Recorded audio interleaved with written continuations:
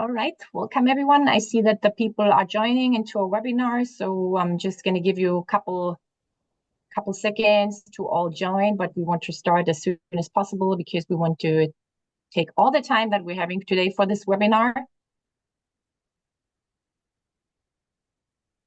See, people are joining. Perfect.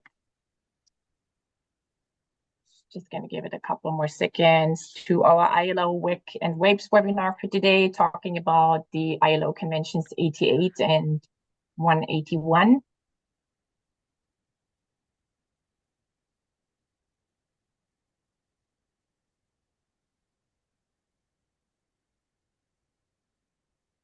So a very, very warm welcome to each and every one of you for a collaborative webinar today together with the International Labour Organization and the World Employment Confederation and the World Association of Public Employment Services, talking about the topics of ILO Conventions 88 and 181. My name is Nicole Klobis, and I have the pleasure of being your moderator today. I'm a consultant here at the World Association of Public Employment Services, and I'm seconded from the German Public Employment Service to the WAPES Secretariat. We are supported today by my colleagues from the World Employment Confederation, Michael Freitag and Beatrice Miano, who will take care of your questions in the chat and make sure that all technical aspects are working properly. So the webinar today will last 1 hour and it will be conducted in English. But we have interpretation available, so please then look into the bottom of your screen. There is the interpretation button available in French and Spanish, and the webinar will also be recorded. So we will send out the recordings also very shortly. Also, we will put the presentations in the chat because the main language of the presentations are in English, but we will put them in the chat. And there's also a resources box that you can find below. And there we have put already some links in different languages and also the PDF versions of the presentations so that you can download them in your preferred language, English, Spanish, or French. We have today 6 presenters with us from ILO, as well as from private and public bodies that will all be talking about their experience with the conventions and how the ratification has influenced their organizations.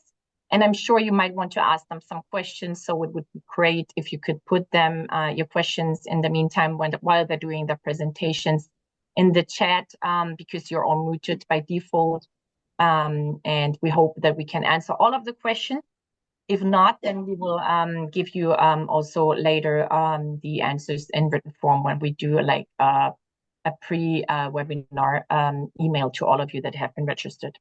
So, but before we start with our presentations and our speakers, I'm very, very honored to welcome today our opening speaker, Mrs. Sonja von Lieshout, who is the Global Head of Public Affairs at Randstad and the President of the World Employment Confederation Europe.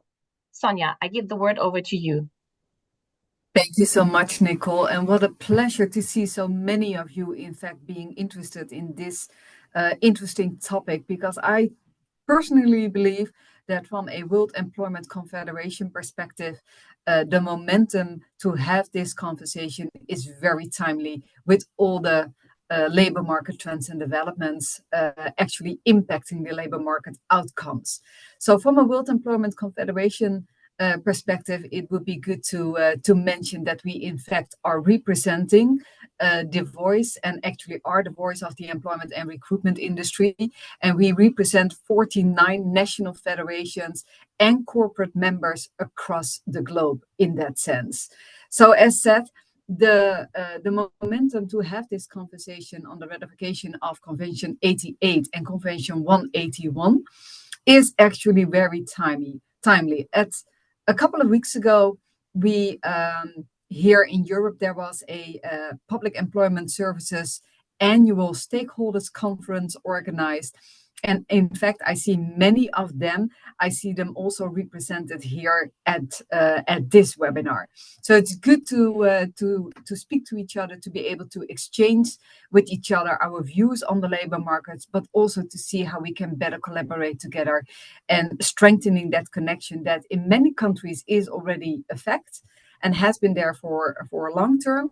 but in fact, in some countries, it's just about to start up. And it's still very much about building trust between the two parties. So when you take a look at the labor market in general, you will see that public and private employment services, in fact, have the same shared objective, supporting people to the labor market. The only difference is, of course, that the private employment agencies across the globe, under the header of the Convention 181, is in fact acknowledged as the employer of the agency worker on a national level. Furthermore, we also need to emphasize that the private employment services industry is in fact acknowledged and recognized for the fact that we are in this industry focusing from a private perspective on profit making, so the profit basis. But that said, more and more, and I'm very much looking forward to the stories from my fellow colleagues in this webinar. More and more, we are focusing up on those people in the labor market that really are in need of additional support in order to bring people back to the labor market. And I know that we have great examples. I know Charles will allude to that. I know that Laura will allude to that. So very exciting to hear all those best practice examples of where we have been able to realize successful relationships and collaborations with the public employment services in those markets. Last but not least, it's good to mention here that during our recently launched strategic research project, which is titled The Work We Want, in fact, we have been very much emphasizing the importance of private-public partnerships in that sense, because only together we can address the challenges relating to, for example, digitalization, labor market participation, but of course also the very pressing topic, the skills mismatch. Only together we can solve those issues in such a way that we are aiming for better labor market outcomes for all. The research, in fact, shows that diverse forms of work are an important ingredient for better functioning labor markets and more competitive economies. And from other research, we know that when you look at the functioning of well-established public-private collaboration, people will be that go through such programs and find work on the labor market will have the chances 4 times higher to end up in more sustainable careers from that moment onwards. And I think to close up with that specific point, that is an excellent result where we should be focusing up on all in order to drive with regards to better labor outcomes for all. So thank you so much, Nicole, and happy to hand over back to you. Thank you so much, Sonia, for your insightful introduction and for highlighting critical aspects of today's webinar, especially. So as you rightly pointed out, the ratification of Convention 88 and 181, they're marking like significant steps forward, and the frameworks not only support advancement of decent work, but also establish trust, as you already mentioned, and accountability, which are really essential as we navigate through the challenges and the opportunities of modern labor market. So the collaboration between public and private employment services is indeed essential, because in the end, a job seeker or an employer might not even care who helped him getting a job or finding the employee for the right position to fill. So really achieving a resilient and competitive labor market requires approaches with public and private employment services, and that's what we want to showcase in today's webinar. So thank you so much for that. Now that we move forward, I'm very pleased to announce our first presenter today, Mrs. Anna-Karin Palm-Olsen, who serves as a technical specialist on labor market services at the International Labour Organization. Anna-Karin will give us today an overview on legislation and implementation of Conventions 181 and 88. So Anna-Karin, the floor is yours. Thank you very much, Nicole. And on behalf of the ILO, I want to thank you for inviting us to speak today, and also kind of reiterate what Sonia said, very much looking forward to the different examples from around the world. As Nicole said, I'm now working for the headquarters of the ILO here in Geneva, Switzerland, but I have a background with public employment services for over 17 years in Sweden. So I think that's important to mention if you can hear some biases coming through in my presentation. Next slide, please. So when we are looking at employment services, and here I say employment services in its most general term, we do know that employment services are very cost-effective labor market interventions. And when we have seen the recent years, also with the multiplication of the crisis that we can see in the world of work today, we see that employment services very much play a significant role in responding to these crises, but also to the future work and in supporting jobs recovery, which becomes more and more apparent in many countries around the world. As we can see, PES will continue to have the safeguard for an inclusive labor market and contribute to making the job market more transparent, fair, and also equal in that sense. But private employment agencies here can also complement what PES is doing and act as a stepping stone both to formal and regular employment. But we do see the need that private employment agencies also need to be well regulated and monitored. Next slide, please. So today we have 92 ratifications of Convention 88, which is basically on public employment services. And if you click the link in this presentation, you can also access those ratifications and the legislation in itself. Next slide, please. So Convention 88, what does it call for? Basically, the main provisions of Convention 88 is for a public service that is free of charge for any of the users. There's supposed to be a national system overarching the full geographical area of a country, but then with local networks to be able to have the flexibility to adapt to local contexts.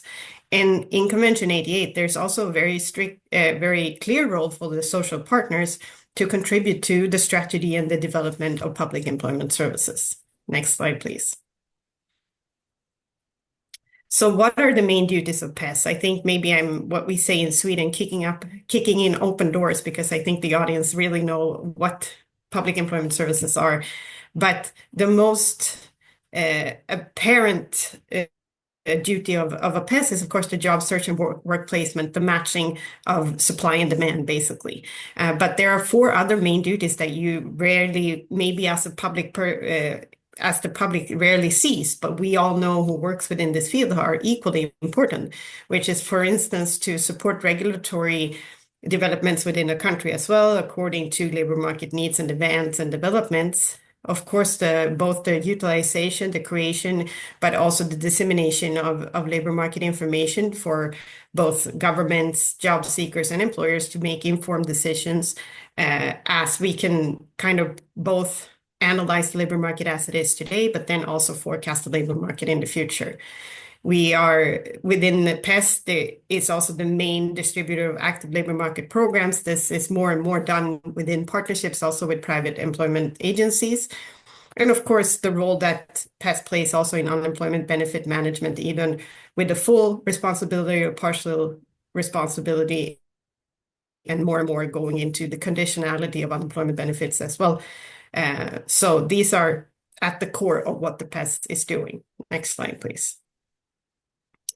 So looking at Convention 88, already in Article 1, and if you're a lawyer, you know the emphasis that laws play when they are going through. So when something is incorporated in the first article of a convention, it shows very much the importance of that. So in Article 1, in Convention 88, in the second paragraph, it's very clear that the essential duty of the public employment service shall be to ensure, in cooperation where necessary with other public and private bodies concerned, the best possible organization of the employment market. So within Article 1 already in Convention 88, you can see this emphasis of partnerships also with the private and other public bodies to make sure that the labor market is actually functioning to its fullest potential. Next slide, please.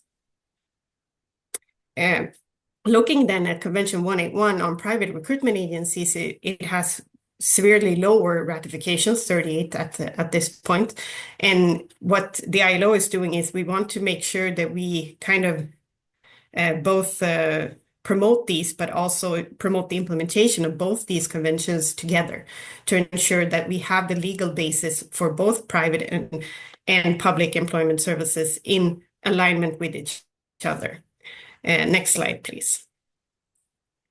So what is then in Convention 181? It kind of allows private employment agencies to operate within the framework of a country-specific licensing and accreditation system. So I come back to the monitoring and regulation of it. And of course, determining conditions for carrying out their activities and providing for inspection mechanisms as well. Convention also has a lot of protection for workers using the services of private employment agencies by guaranteeing fundamental rights of workers, promote equal opportunities, protection of the use of personal data, of course, prevention of abusive and fraudulent practices, and also organizing mechanisms and procedures for filing and investigating complaints. Article 13 is where we can find even a stronger wording about the cooperation between public employment services and private employment agencies. It's very clear in this convention. And when you take this together with the Article 1 in Convention 88, you see the legal basis for such partnerships and how important it is. Next slide, please. I incorporated here also Article 7 of Convention 181 because it usually is one of those questions that always come up, because Article 7 in Convention 181 is the non-charging workers provision of that convention. And this can just be as of interest also for the audience to know that this is a very strict non-charging workers rule within this convention. But of course, there are some leeway also here where if it is in the interest of the worker, and after consulting with the most representative organizations of employers and workers, countries can actually make an exemption from this non-charging workers provision. And you can read here a little bit more about that. So I wanted to include it in the presentation today, even though this is not the topic, because there's always questions about this. Next slide, please. So why are these conventions important, and why are they important together? Both of these, Convention 88 and Convention 181, are both technical conventions of the ILO, and they are there to support and strengthen and develop what's already there. So it's not something that should be added onto a system, but rather something that should strengthen a system that's already there. And together they do perform a solid normative basis for effective employment services. And here, again, I say employment services, including both public and private. So ratifying these conventions provides this kind of basis for developing the national legal framework. And an effective national legal framework ensures this kind of adequate checks and balances in the employment services ecosystem, which includes all the stakeholders. Next slide, please. So what are the recent development and trends? We, of course, see the connection to the megatrends that we see of globalization, very important also within labor migration, digitalization, as Sonia also mentioned before, demographic shifts becoming even more important, where we have an oversupply of usually quite young labor force within certain countries, but also a huge shortages on labor force within other countries, and how to balance this. And of course, we see that climate change also very much affecting more and more our daily lives. So what do we do? Well, we need these conventions and work together to build resilience. And we need the resilience to be there already before the next kind of crisis or shock hits, like before the COVID pandemic. Now we have learned from that, and hopefully we're building resilience, but we're building resilience hopefully also under the umbrella of sustainability when it comes to both social, economic, and environmental sustainability. We see in research, as Sonia also mentioned, the partnership and collaboration coordination approach very much are the most effective approaches. When we see countries working in silos when it comes to the public and private employment services, we also see an inherent inefficiency in that. And that needs to be overbridged by these kind of efforts where we do see partnerships as the first step. We see, of course, an interest in ratifying, especially C181 in connection to migrant and domestic workers and the protection of these worker groups. And we see that there is a need for a more open recognition of the contribution that private employment agencies make to the labor market, and to see that this is these are the players that the public also needs to work with. But of course, we still, from the ILO side, wants to make sure that this is also adhering to fair recruitment principles and guidelines. So this is the basis very much for how the ILO is promoting this partnership. We want to see also that, or we want to recognize and realize that there is an increased connection to the enhancement of social protection systems. And we know that we do this through active labor market policies as well. And of course, we do know that these demographic shifts, as I mentioned with the megatrends, also impacts operations, and it impacts operations both for public employment services, but also for private employment agencies. Next slide, please. Next slide. Okay, never mind. I think I'm going to actually conclude here because I have the opportunity also to come in a later stage to give some thoughts of the presentations that have been on here today. In my presentation that will also be distributed to all of you, there's also this infographic on how to step-by-step ratify ILO conventions, and then also some interesting, I would say, case studies from different parts of the world as well, not included here today, but some other countries. And then also some more information on why the ratifications of these conventions are so important for all countries. Thank you very much. Thanks so much, Anna-Karin. And you might find also the mentioned resources I put in the chat and the resources box. So there's a lot of links that you can go to, and here's, of course, they are always able to make the connection with Anna-Karin after the webinar. So thanks so much, Anna-Karin, for the information provided on the ratification. And it's quite interesting to see that both conventions can serve really as a legal basis for development, national legal frameworks, and just to ensure a little bit the balance within the employment service ecosystem. So thank you so much, Anna-Karin. Now, moving from the general overview of the ILO that supports and supplies with tools for ratification, I would like to move on to our next speaker, Mr. Charles Cameron, who is the Chief Executive Officer of RCSA, which stands for Recruitment Consulting and Staffing Association, Australia and New Zealand. Charles also serves as the Vice President of the World Employment Confederation. Charles, I'm very curious to hear about the important role that plays by private sector recruitment and staffing agencies and the success for the Australian employment service model. The floor is yours. Thank you, Nicole, and thank you everybody for joining this important discussion. Australia has a very proud history of providing, of course, employment services, and is a proud signatory to Convention 88. We are often looked upon by many as being one of the leaders in the public-private employment service provision model. It's quite often that I'm contacted by my colleagues right around the globe, most recently Argentina and other Latin American nations, and indeed those who are also considering the adoption of similar models in Europe as well. We have had a little bit of a journey over the last 26 years, since 1998, when the first public-private employment service was implemented within Australia. And in fact, when it was first introduced, it was, other than, of course, the oversight, governance and funding, was a wholly private employment service provided solution. Of course, centrally managed, but of course designed to help all job seekers, and was very much designed around ensuring that it was free to all and upheld and respected all of the provisions of Convention 88. Most recently, however, we have moved within the last few years to more of a balance between public and private.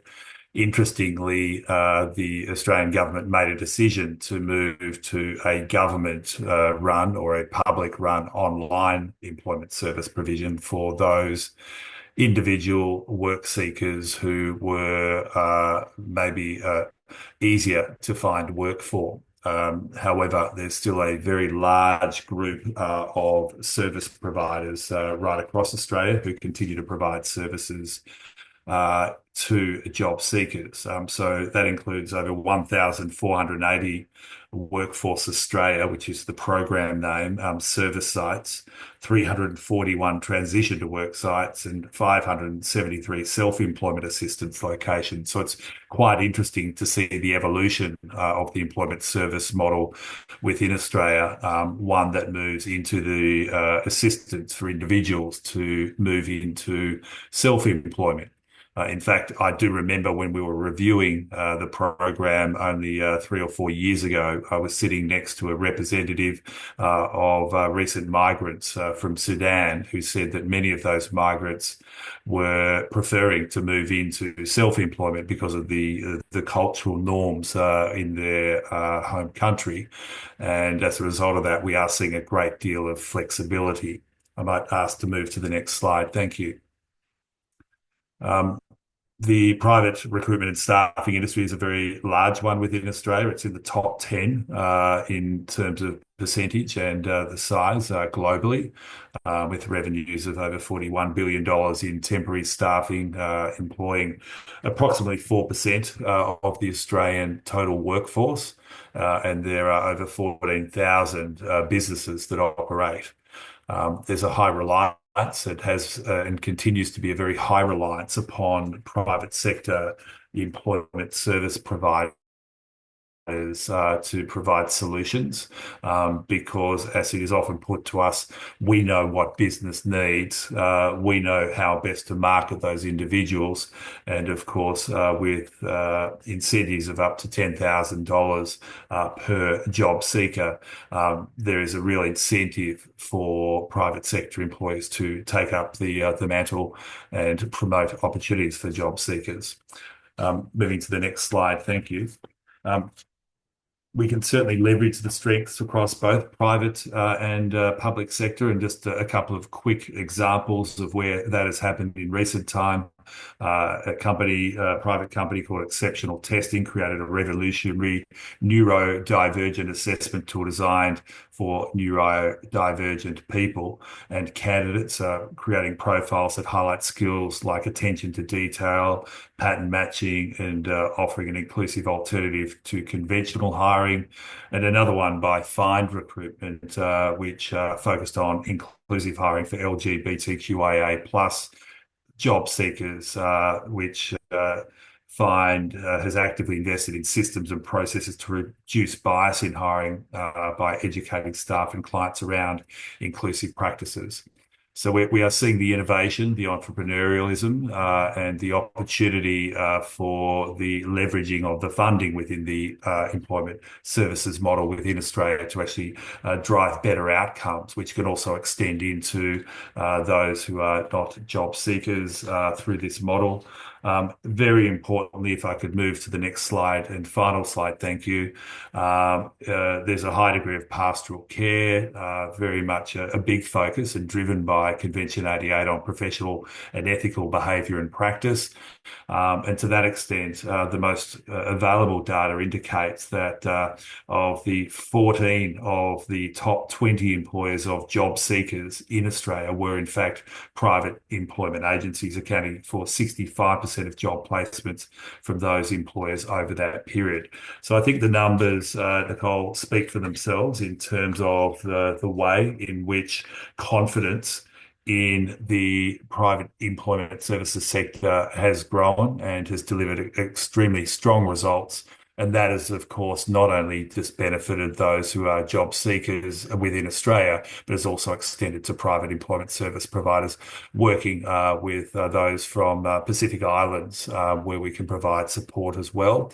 So it's a very good example of where the confidence that comes from the conventions, the ILO conventions, has extended beyond Australian job seekers. It is supporting the greater Australia Pacific region as well. So I'm delighted to be here and to share our experiences with you. Thank you very much. Thanks so much, Charles, for sharing your experience really with us. So I understand from your presentation that the Australian model blends really public governance with private delivery. It's quite interesting, and I might have some questions later on that. Thank you so much for that. Now that we've heard from the Australian case, we want to move over to Europe, precisely to the Netherlands, as the Netherlands is one of the country members of WEC and WAPES that has ratified both conventions, Convention 88 and 181. And I want to move to our first speaker of this session from the Netherlands, because we have two speakers, Mrs. Laura Spangenberg, who is a program manager for labor market at ABU, which is the Dutch Federation of Private Employment Agencies. And Laura will talk today about the private employment agencies in the Netherlands and how they work closely together with the public employment services. And Laura's motto is, together we can make an impact on the lives of people, and together we can find jobs for people. There is nothing better for a job seeker than to receive a phone call, "I've got work for you." Laura, very curious to hear from you now. How are you doing this in the Netherlands?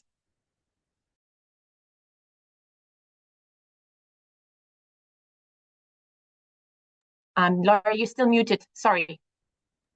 Okay, can you hear me? Yes. Okay, thank you.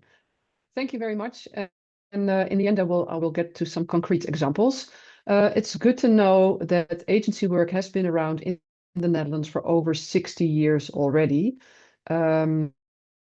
So if we can go to the first slide, if we speak about flexible labor in the Netherlands, there's always the sound that we have a lot of flexible workforce. And to give an idea of how that is divided, I will give you these two diagrams where you can see that there is a large population working flexible, but we also have very many people who work as self-employed. And if you look to the right picture, I've divided the types of flexible contracts that are given to people, to workers. And here you can see that agency work covers 13%. But we do always say that agency work is the best form of flexible work because there's a lot organized, there's a collective labor agreement, so many rights are organized for agency workers. Well, to see how large the Dutch market is, you can see that on the next slide. I will not go into it completely because you can read what it says. But what is interesting on the next slide is that we ratified the ILO Convention over 25 years ago, which means that in our market and the way we work, it's all embedded and we don't know any different. And it made it possible to work closely together with the unions. As a result of that, we developed a lot of good initiatives that I've set on this slide. And all these initiatives are there to make work and daily work life for our agency workers better. So it has to do with quality labels, checking of if everything is done in the right way. So we are very happy with all these initiatives. If I go to the next slide, I gave some information on how agency work is regulated in the Netherlands. At this moment, we don't have a permit or a licensing system, but a self-regulation system. But we will, in the nearby future, will get some kind of new licensing system in the Netherlands. But that doesn't mean nothing happens. In the self-regulation, members are checked twice a year if they meet all the criteria, if they live by the rules. And ABU has for their members some extra rules that they must comply with to make sure that everything is done in the right manner for our agency workers.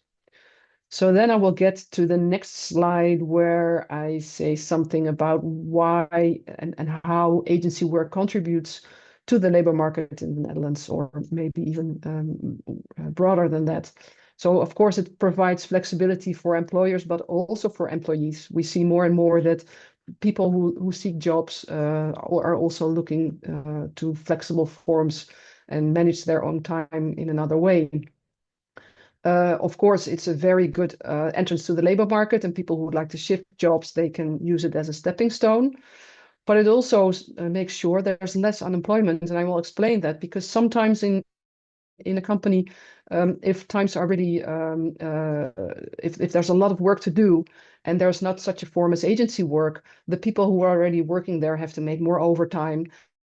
And you see that's easier for companies to have some agency workers do the extra work. So that means that if there was no agency work, these people were not working there. So it creates more jobs, and not just jobs, but also formal jobs. So these people work according to the law, their taxes are being paid. So it's well organized extra work. And of course, our members also provide training and development to agency workers. And we have a lot of attention for diversity, inclusion, and non-discrimination. And then I will go to the last slide to show two special groups, because we do a lot of extras for these people. Migrant workers, there are many migrant workers in the Netherlands. There's a lot of discussion about it, but all ABI members have to apply our collective labor agreement. And this contains provisions on pay, on how much I can ask for rent. It says something about the quality of housing. So it really protects those migrant workers. Also, when the job ends, they can stay longer in their housing. And we have some extra pilots and projects with our members to help actually our government if there are large problems with migrant workers, because sometimes they lose their home for some reason. And in the past time, we have, or our members have provided for 200 people in The Hague who lost their home suddenly. They've provided housing. There's a project where unemployed migrant workers were helped finding new jobs combined with housing. And new projects are coming up. For instance, one in the south of the Netherlands where many people live in outside or are homeless, and we're going to help those people. And then the example on the right, that's the example where we are helping people with the distance to the labor market. We have ABI members that are especially specialized for people with the distance to the labor market, and they work closely together with the PES, the municipalities, and the UWV. And also ABU is speaking on national level with representatives of those PES to set up all projects and pilots, as you can see that I've listed. I can go on for hours over those examples. So if anyone would like to know more, that's fine. But now my time for the presentation is up. So back to you. Thanks so much, Laura. Thank you so much, especially talking about also the inclusion of vulnerable groups from the private side. So that's really very much appreciated. Same here. I don't want to take too much of your precious time, and I want to introduce our next speaker from the Netherlands, since Laura and the next speaker, Mr. Niels Niemann, are coming today in a package. So moving on to Mr. Niels Niemann, who represents today the voice for the public employment services, and therefore is a member also of the World Association of Public Employment Services. Niels is the head of international relations and of the UWV, the Dutch Public Employment Service, and we'll talk today about how the Convention 88 and 181 lay down the foundation for public partnerships in the Netherlands, and also form to a partnership with temporary work, what that entails with the temporary work agencies. So, Niels. Thank you so much, Nicole, and we can go immediately to the next slide. So both conventions are ratified by the Netherlands. Convention 88 on employment services, public employment services in 1950, and Convention 181 on the 15th of September 1999. So we just had a celebration for 25 years of the last convention. And both of them set more or less minimal standards for employment services, both public and private in the Netherlands. And we see them as a foundation for national legislation. So we don't discuss this on a weekly basis, but it laid some foundations in the past for national legislation. Also, because it sets minimal standards, it really is a foundation for how we can cooperate between public and private agencies. When we look at the labor market in the Netherlands on the next slide, you can see that we have a very tight labor market, where in 2014, we still had 7 unemployed job seekers for every vacancy. Nowadays, we have more vacancies than unemployed job seekers. And we see ourselves as public employment service as one of the actors in the ecosystem, and we step in where it's needed, but where the labor market is functioning well, we are happy to be hands-off. We have a 3.6 unemployment rate, and one of our bigger concerns is the labor scarcity. Therefore, we often cooperate with private employment agencies. And if you can see on the next slide, you can see how many of the people who are on unemployment benefits find work through temporary work agencies, which is around 1 in 5 job seekers in 2023. So we see them as one of the most important sectors to cooperate with to find employment for job seekers who are on unemployment benefits. Now, we get also critiqued for our close connections with private employment agencies, which you can see on the next slide. And that's mainly by the unions. The unions find that when you're working for a temporary work agency, that there's a high chance of repeat unemployment, that there may be financial insecurity, and that permanent positions sometimes are filled in with temporary employees. Well, some of that is true, actually. But we see also that a lot of people who find work through temporary work agencies never return to unemployment benefits. And this is actually quite a large part of the 20% of job seekers from unemployment benefits who find work through TWAs every year. So if we go a little bit deeper on what our partnership actually entails, we can have a look on the next slide. Thank you. We have signed covenants to cooperate with the 2 largest trade associations for temporary work agencies in the Netherlands. Laura, who you just listened to, is a member she's a representative of the ABU, and we also have the MBBU. And together with them, we started a special service point, which is called Service Point Flex. This service point, you can see it as a joint venture. It employs both employees from the private side and the public side, and they can advise regional employment agencies and employees from temporary work agencies how to better cooperate. And one of the most important things they do is they fight prejudice that's still between both public and private partners exist, and they can inform how you can better cooperate. Also, we organize a lot of job fairs every year, and the temporary work agencies share their vacancies with us, and we make them available to all job seekers that are registered with WAPES. Also, together, we work for projects, for instance, for refugees, which we do with the train company, the NS, the National Airway Carrier, KLM, the municipalities, and the Randstad, who is a member from the ABU, to integrate refugees with a technical background. And we have very good results with that. So we believe that we should not compare ourselves between each other, because we both have things that we're good at and that we're less good at. And we believe that we should get the points that we exceed in and use them between us. Now, of course, there's also some points for improvement. As we've just discussed, the critique from the unions, we are in discussions with the ABU to improve working conditions for people who work for TWAs. As Laura just said, there will be permits for TWAs possibly in 2026 or 2027. And then we feel we can improve on utilizing labor potential to reduce labor scarcity. And we cannot do that alone. We need all partners in the ecosystem, which we cooperate with in work centers, and we feel that the private partners should be part of these work centers.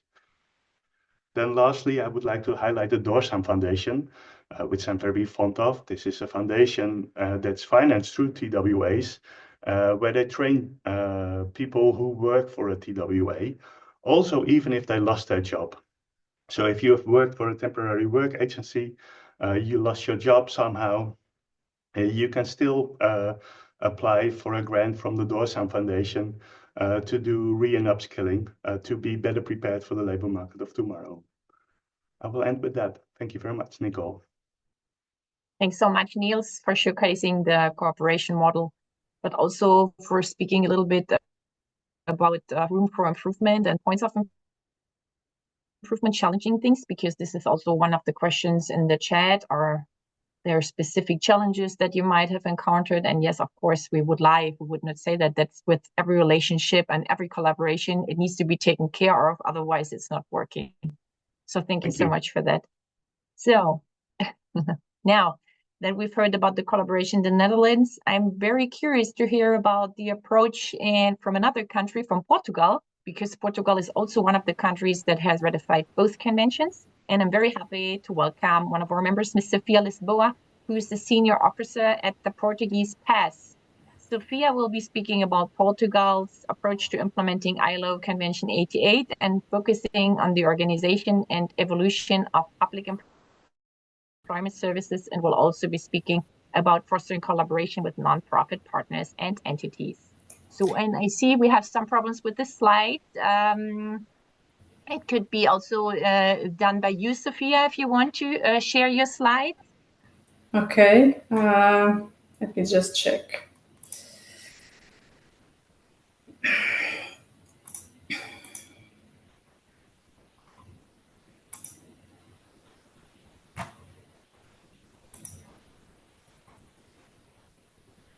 Michael and Beatrice, are you able to pull up Sofia's slides? Yeah, the slides that I got. Do you see my slides now?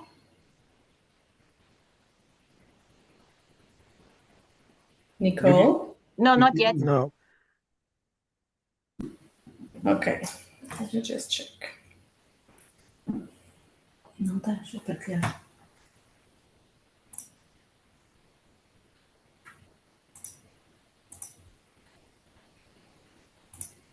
Eu não estou cheio, tudo. Se fizeste share o ecrã. Sim.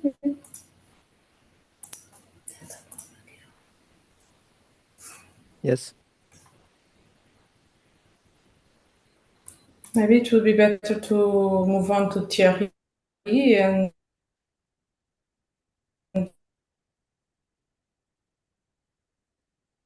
I was not expecting to show my slides now. But I have the slides open. I think everybody can see them now, correct? Put them in full screen, please. Okay. So in full screen, they are not in full screen now. I now can share my screen. Não, mas não, eu já tenho o teu. Okay. Sorry. So, sorry for that. Thank you, Nicole and colleagues, for the opportunity to share the Portuguese experience regarding the Convention 88. Michael, no, it's this one. Okay, you are in one in advance. Sorry. Although Portugal is one of the countries that has ratified both conventions, we will focus only or mostly on the Convention 88. Ratifying this convention is important as it upholds Portugal's international commitments and legal obligations. And additionally, the convention aims to structure and organize public employment services. With this foundation in mind, the Portuguese PES EFP was established in 1979, and it operates as a public... Sorry, Michael, next slide. Sorry. And it operates as a public and free of charges employment services as defined by the convention. Its mission is to organize the labor market, promoting a direct match between job supply and demand. Moving to the next slide, thank you. Taking a closer look at the structure, we highlight the fact that the Portuguese PES operates under a tripartite management model with the representation of the social partners and administration board. On the administration board, sorry. Next slide, please. Building on this structure, EFP is organized to ensure flexibility and proximity. As illustrated, we operate in a decentralized, flexible, and proximity-oriented structure. Michael, could you please move to the next slide? Thank you. EFP supports both individuals and employers. It supports individuals facing job loss, assists in reskilling and acquiring new skills, and supports employers in hiring processes. Moving to the next slide, thank you. Beyond its direct services, the EFP operates within a broader ecosystem. The employment ecosystem related to EFP is organized into 4 main quadrants, focusing on the interactions between various actors and dimensions.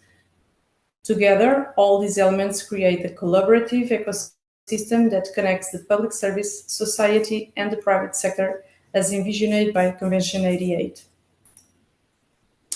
I think I will skip a bit these 2 slides, next slides, because we are short in time. But it was just to say that the public service has gone through different phases over the years. And between 62 and 72, some structures preceded the modern public employment and vocational training services. As shown in the first slide, in 72, Portugal ratified the convention. And the current EFP was established in 79. Between 79 and 85, EFP consolidated its role in Portuguese society. And after this consolidation, we move forward with very variable challenges, and recent decades have shaped the EFP even further. So, Michael, can you go to the next slide, please? Okay. So I will be focusing an example, the link between the EFP and the private sector is established by the Article 11 on the Convention. A practical example of how EFP connects with non-profit sector are the Professional Insertion Office, JIPs, as we call them. The JIPs are private and independent entities, private and somehow some of them public too. They provide specialized and personalized support to job seekers in collaboration with the public service. A major advantage of working with external partners lies in their level of specialization. So the JIPS networks includes 2 specialized subnetworks, inclusive JIPs working with individuals and with disabilities, and with immigrant JIPs. The JIPs complement the public employment service, acting as partner structures. Michael, can you move, please, to the next slide? The link between,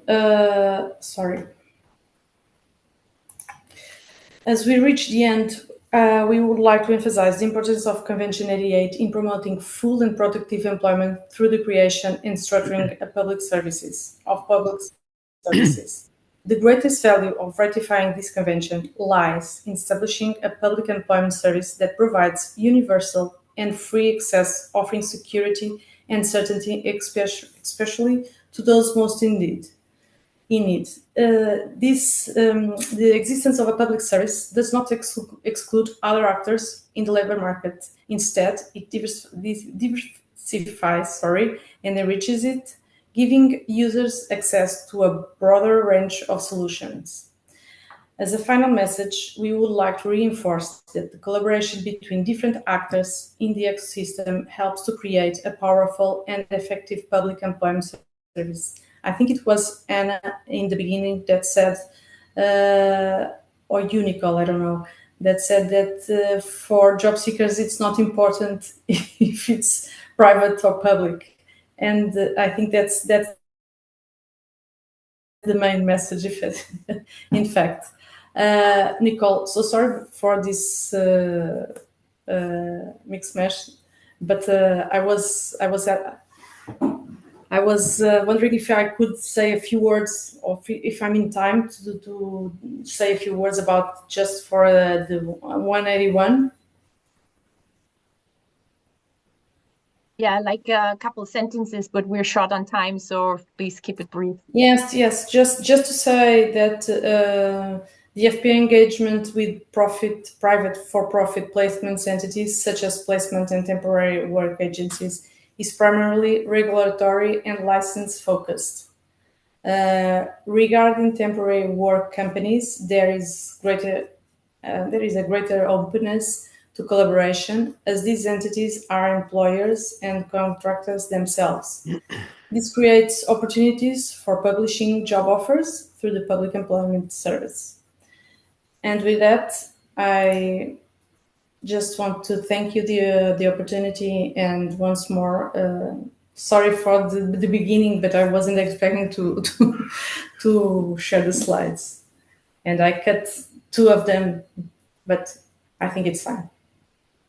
Thank you, Nicole. Thank you so much, Sophia. Thank you so much for keeping it brief. Yes, technicalities, it happens. So, yeah, thank you so much for your presentation, especially focusing on the importance of the conventions. And may I ask to pull up the slides already for my colleague, Thierry. So, because we have heard now cases from Australia and Europe, and I would like to move on an overall overview on ratification and dive a little bit deeper also into the African continent with my colleague Thierry Hurt, who is also working as a consultant here together with me at the WAPES. And Thierry will make his intervention in French. So just in case you didn't need any translation until now, so I'm asking you to click on the globe and use the interpretation button for either Spanish or English. So, and there is also the PDF versions in the chat because the slides are in French. So thank you so much, Thierry, for doing this, and the floor is yours. Merci, Nicole. Merci. Et c'est vraiment un plaisir pour moi de pouvoir m'exprimer en français. Je vais essayer d'être très rapide. Je vais revenir juste sur 2 éléments, mais très rapidement avec ce premier slide. I will come back very quickly with the first slide. I will try to be very quick with my presentation. I'm delighted to be able to express myself in French. I think that Anne-Karine has already done quite a detailed presentation regarding the spread and the repartition. Just a technical aspect. Could I maybe not hear the interpreter, please? Yeah, there seems to be a problem. Just for myself, thank you. OK. Donc, je reprends, excusez-moi. So, I will start again. Please forgive me. So, ce premier slide, c'était pour avoir un just very quickly, this first slide is to give you an overview of the public services members of the association. And as you can see, as Anne-Karine mentioned, we have many more members who have signed the convention on the Convention 88 rather than Convention 181, where we have just over 20%. I will not spend too long on that slide, and let's go to the next slide, please. Et donc, le slide suivant, juste qui permet de voir la répartition we can see sur les différents how this is spread over the different continents and with our association, and we can see the distribution. Of course, we can see that we have an over-representation of some public employment services, especially for the Europe region compared to the Africa region, but we can note that the proportion of signatories is quite weak, especially for Convention 181, independent of the region. So what we can say is that this will need for us to work a bit more on promoting these 2 conventions. I did a quick survey before our main African members, and I will zoom on the results, and with their authorization, I will give you what came back, and especially regarding 3 important and very representative public services, that these are ANEM in Algeria, ANETI in Tunisia, and NP in Mali. Through the questions that I've asked them, what we can note is that public services are rather familiar with these conventions.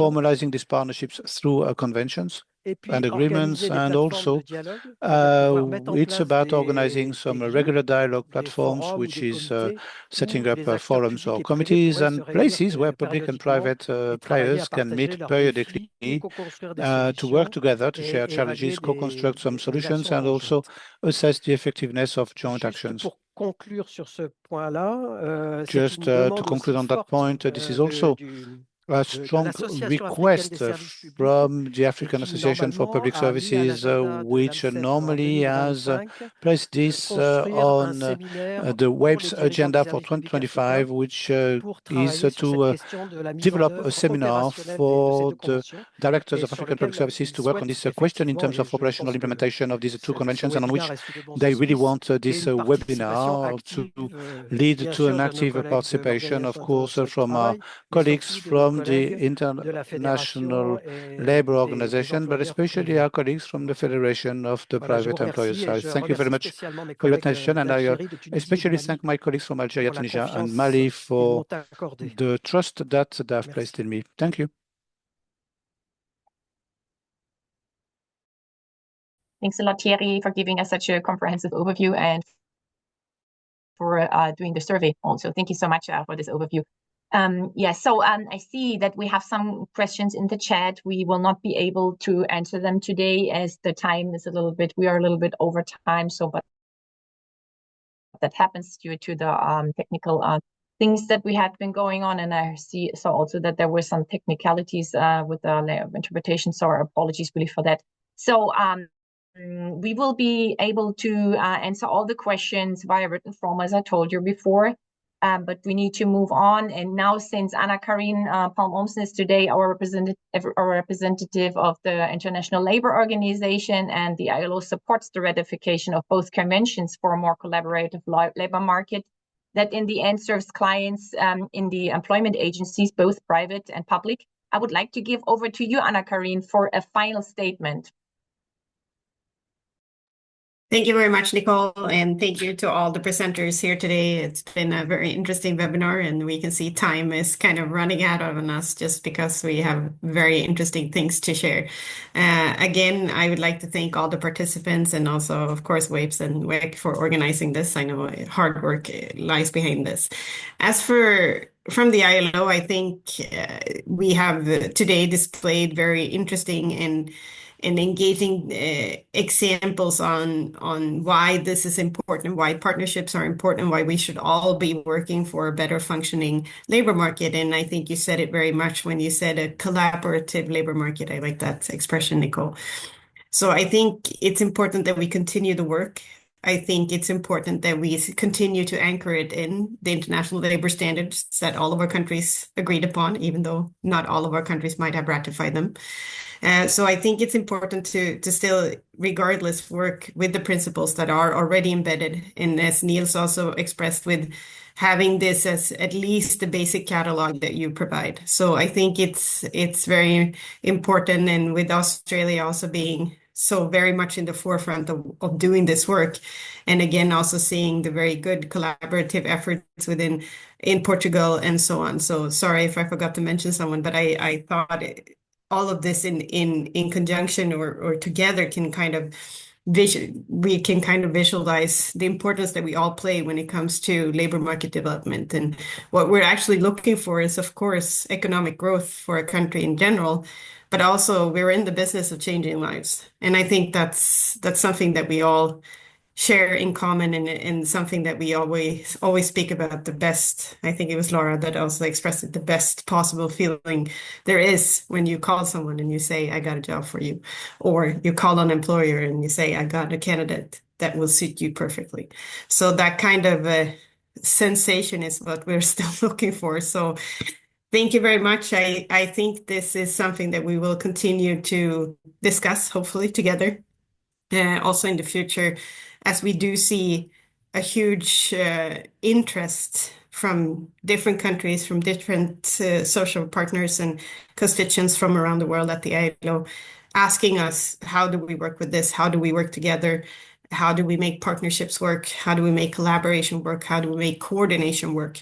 And I think this is key in that. I know there was a question also on what is kind of the main obstacles for countries not to ratify these conventions. And what we can see basically for Convention 88, it's more about the convention not being on the radar for countries. These are technical conventions, not fundamental conventions from the ILO, which means that usually countries prioritize maybe fundamental or governance conventions instead.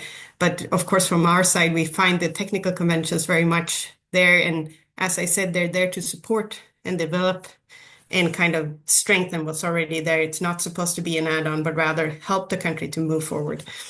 And I think that's an interesting view. When it comes to C181, I think, as I mentioned in my presentation, Article 7, I think that's the biggest obstacle for countries actually ratifying C181, the non-charging workers principle. But very happy then that we have our colleagues within the World Employment Confederation also working together with us on that and really showing the business case of non-charging workers and how that can actually be beneficial also for private employment agencies. So yeah, thank you all for a very interesting webinar. Sorry, I said I would take it short, but now I've been talking for several minutes. Again, thank you for a very interesting, interested audience, a very active audience. I'm very sad that we cannot answer your questions. Maybe next time we take an hour and a half to make sure that we are also here to answer your questions. But of course, I will be happy to contribute in writing afterwards. So thank you very much. Thank you for inviting the ILO. We are always happy to work together with you. Thank you so much, Anna-Karin, for your concluding warm words also to the audience. I would also like to thank you, our great speakers, for the preparation and their support with this really great presentations that you have been holding. And I see that you're already answering things in the chat. I really apologize that we don't have time to answer any of the questions today. So I hope really that you have enjoyed this online seminar. We'll be sending out all materials, including the recording sessions, very soon, and also the answers in written form. But before we leave, I would like to invite you also to complete the satisfaction survey, which will come up on your screen after you have been logging off of this webinar. So, but just to check, Sonia, as my co-representative today of Work and WAPES, I just would like to say, give the word over to you to say a couple really short statements to all of. Yeah, a big thank you to all, for the participants, the presenters, but also to you, Nicole, and of course to Anna-Karin from the ILO for realizing this webinar. As said already at the very beginning, the momentum was very timely. I think that the labor market trends and developments call for more public-private collaboration. It can start as a greenhouse and then grow from there. And I think that's the ultimate momentum in order to understand that we are all part of that process to ensure better labor market outcomes for all. So thank you so much. Good to see the conversation still ongoing in the chat, because that really shows that this webinar has been of added value to all of you, and that there is definitely a need to continue the conversation within the next couple of momentums. So thank you, Nicole. Back to you for the final word.